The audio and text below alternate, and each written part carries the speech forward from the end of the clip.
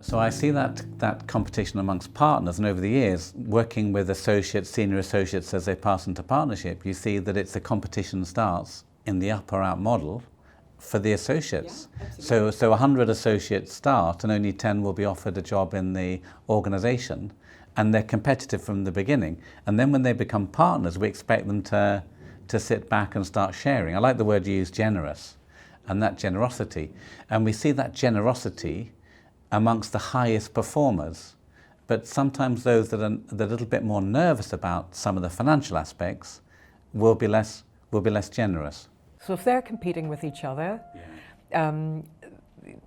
everybody will see that, and they will then also do that. You take the lead, and certainly, if you think about, and I'm not suggesting that people shouldn't have individual targets or measures placed on them, absolutely not, because it's important that you get that kind of idea about teamwork and sharing, but also that you get individual accountability. So it's a bit of a balance. Yeah. It's a balancing act, absolutely. Yeah.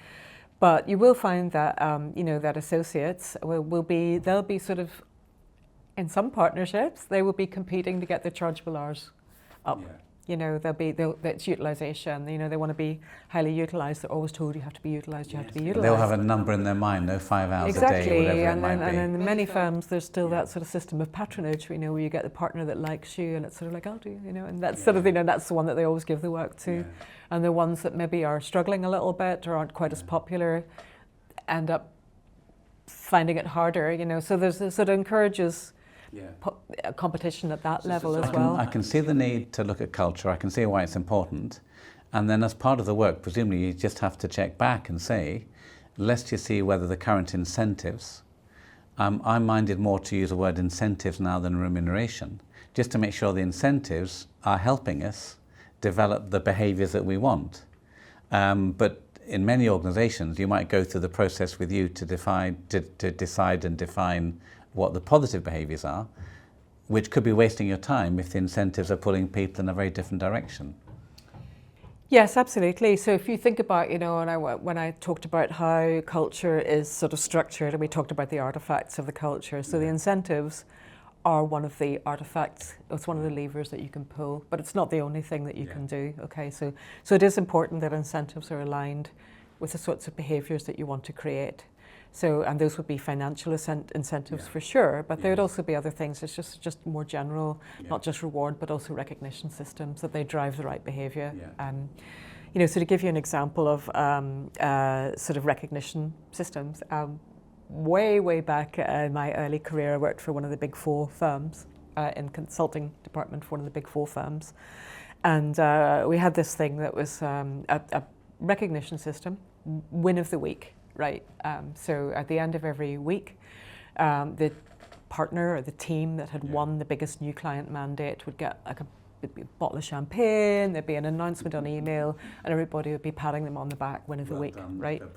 Okay, so the thing is that sort of where we really made our money was in the sort of the long-standing relationships, the sort of the longer-standing projects, the deeper client relationships, and often the win of the week might have been a win, but there'd been so much investment into getting that win it wasn't actually profitable, and that's fine. That's your you have to invest, but the thing is, it really incentivized this sort of winning culture and going out and getting new clients culture, and that was sort of what got people promoted and so on, but we never got the sort of somebody who'd kind of had the long-standing client relationship of the year or got a new project for an existing client. Exactly, so it sort of drove the wrong behaviour.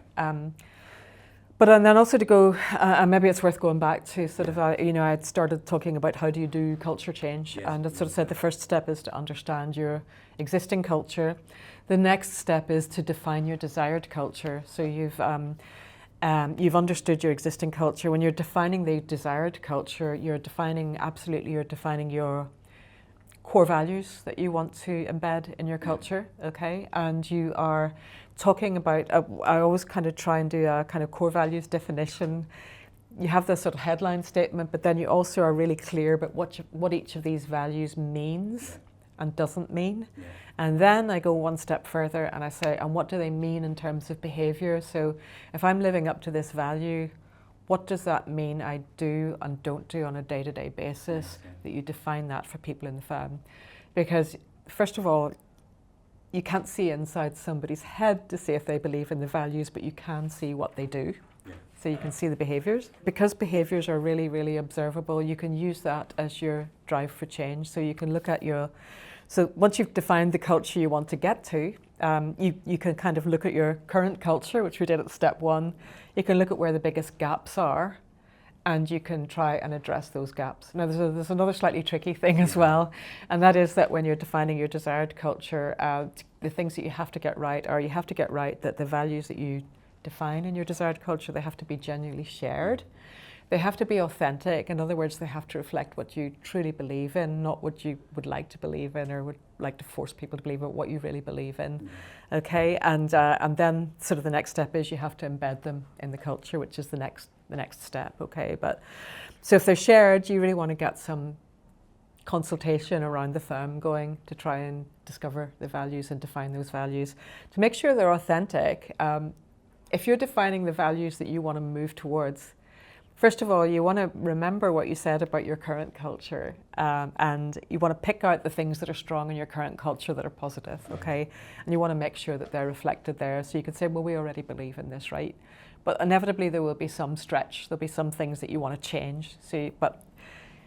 So people sometimes say, like, well, we can't say that that's authentic because that's not what we believe in at the moment. But then I kind of say, but you have to be authentic in your commitment to get from where you are now to where you want to be, okay? So you have to recognize, that, whatever it is, we believe in. Let's take innovation, because that's one that if a law firm, that's one that they're usually not very good at. They say, we believe in innovation, and they're not very innovative at the moment. They're quite traditional and so on. I say you have to really want to be innovative, okay? And you have to be prepared to do what it takes to get you from where you are now to where you are. And if you're authentic in that, then sure, put it in. But if it's too much of a stretch and you're gonna wimp out on it, then let's not put that in. Let's put something in that does sound authentic. So if you are trying to embed these new values, or these desired values, I should say, you've got a really clear picture of the values and the behaviours that you want to embed, okay? And you're looking at changing your culture. We know that culture is a system of beliefs, behaviours, and artifacts, right? So what can you change about culture? Not that easy to change beliefs, okay? I can't just say to you, if you believe in something, I can't just tell you to believe in something different, and you'll go like, okay, I'll do that. So beliefs grow up over time, but I can certainly communicate what the beliefs are. I can try and make the case for them. So you certainly have to have, if you're embedding values or embedding your new culture, it consists of there's 3 strands of activity. So one is the communication piece. I can try and change your belief through communications. And even if I can't change your belief, at least I can tell you what the new values are, and I can help you to internalize what they mean for me.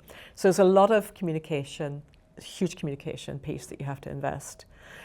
And then there's the bit, which I think is the bit that you were referring to. You can look at the artifacts of your culture, among which you will have things like reward systems and processes and things like the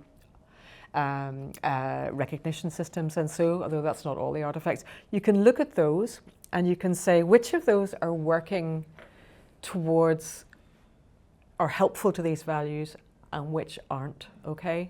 So the example I gave, you want to really encourage better collaboration, better teamwork, but your reward system is solely set up to reward the individual and to encourage internal competition. Well, maybe you change that. Okay, so that's one of the levers that you can pull. But there are other things as well, so some of the other artifacts in the culture are the language, the stories you tell, and so on. There's like the office layout, there's a whole plethora of things. And then the last one, which is the hard one, is you can really work on specific behavioural changes. So if you think about running a campaign about the specific behaviours that you want to embed in the firm. So an analogy that I would use is a completely different example. We all know, and I think it was a global thing, the World Health Organization, quite a while ago now, I need to check how many decades ago it was, ran this campaign to encourage people to eat more fruit and vegetables. So if I asked you how many portions of fruit and vegetables would you need to eat per day to have a healthy diet, what would you say? I'd say 5. 5. Have you had your 5 a day? So Yeah. everybody knows 5 a day. Okay. So they managed through that campaign to create a belief, right, that a healthy diet contains 5 portions of fruit and vegetables per day. That's a way of really trying to campaign for very specific behaviours. So you can do that in your firm. And so that would be always something that, you know, once you've kind of communicated your values and so on, that with some firms, you know, that we will then move on to specific campaigns, like, you know, simple things like, you know, this is the week where everybody's going to fill in their timesheet every day. You know, that's the behaviour. This is it, you know, and so on. So things like that. Okay, you can do a bit of a campaign. You can obviously do a lot through personal development, and, you know, so you'll be working a lot with people at all levels in the firm, you know, leadership development courses a lot. You know, by the time you get to that level, you know, you're not, you know, you're doing work around leadership. How do you be a role model? What does behaviour change mean for you, and so on.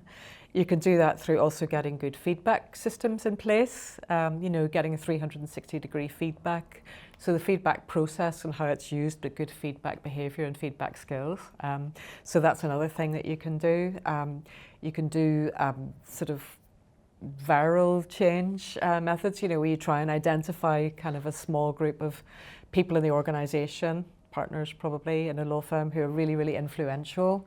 And you get them to really focus on changing 1 or 2 very specific behaviours, and then it sort of spreads by osmosis. And then as a leadership team as well, you need to, you know, you need to make sure you're really identifying what are the barriers to this behaviour and that we can remove them, and what's going to reinforce the behaviours that we want.